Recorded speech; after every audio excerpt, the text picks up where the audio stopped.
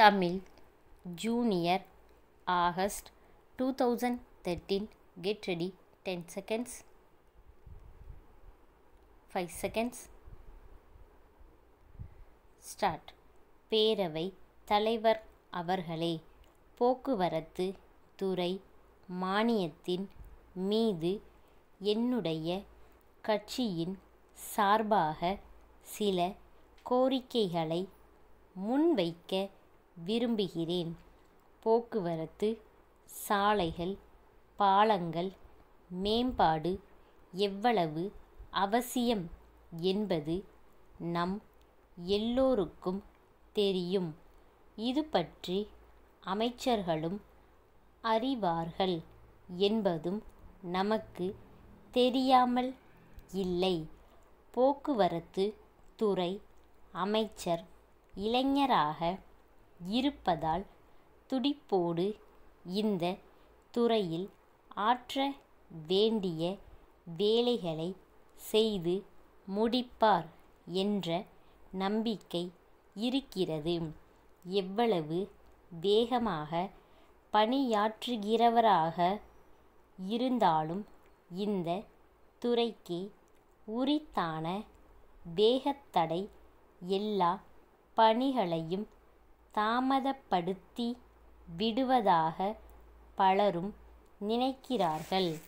இந்த வேக தடையை மாற்றி போக்குவரத்து துறை வேகமாக சுறுசுறுப்பாக இயங்குவதற்கு அமைச்சர் ஆவன செய்ய வேண்டுமென்று வேண்டி கேட்டு கொள்கிறேன்.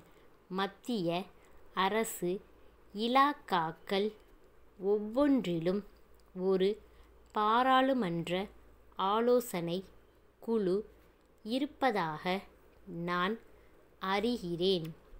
அதேபோன்ற முறை மாநிலங்களிலும் கடைபிடிக்கப்பட்டால் பணிகள் சிறந்த முறையில் நிறைவேற்றப்படும் என்று நம்புகிறேன்.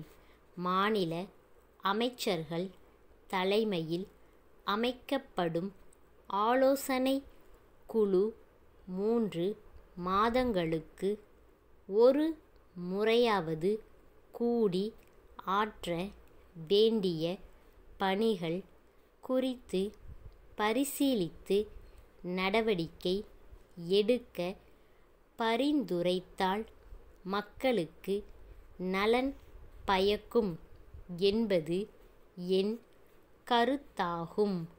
அப்படிப்பட்ட குழு போக்குவரத்து துறையில் சிறந்த முறையில் திட்டங்களை வகுத்து நிறைவேற்றும் என்பதில் ஐயமில்லை. போக்குவரத்து துறையின் வருமானம் எவ்வளவு இருக்கிறது? இன்னும் அதிகமான அளவு பேருந்துகளை வாங்கி இயக்கினால் வருமானத்தை பெருக்குவதோடு அதிகமான ஊழியர்களுக்கு வேலைவாய்ப்பு கிடைக்கும்.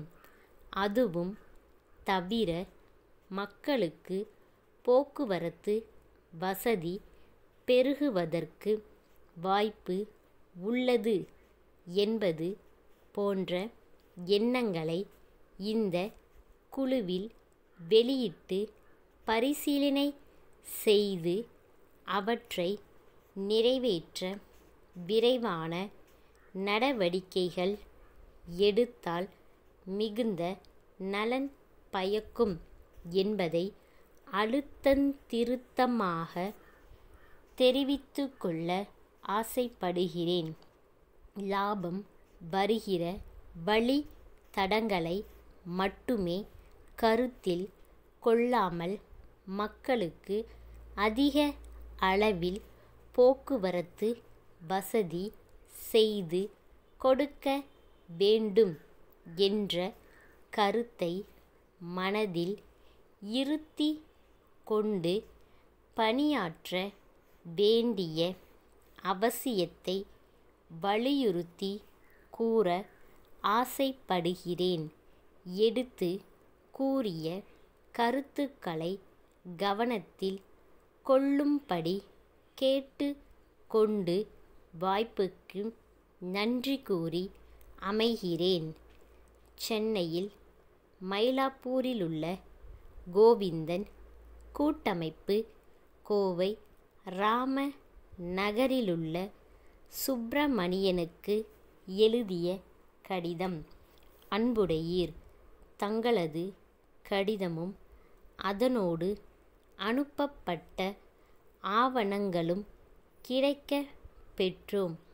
தற்போது தாங்கள் விற்பனை செய்ய உத்தேசித்துள்ள மரங்களின் பட்டியலையும் தெரிவித்து இருக்கிறீர்கள்.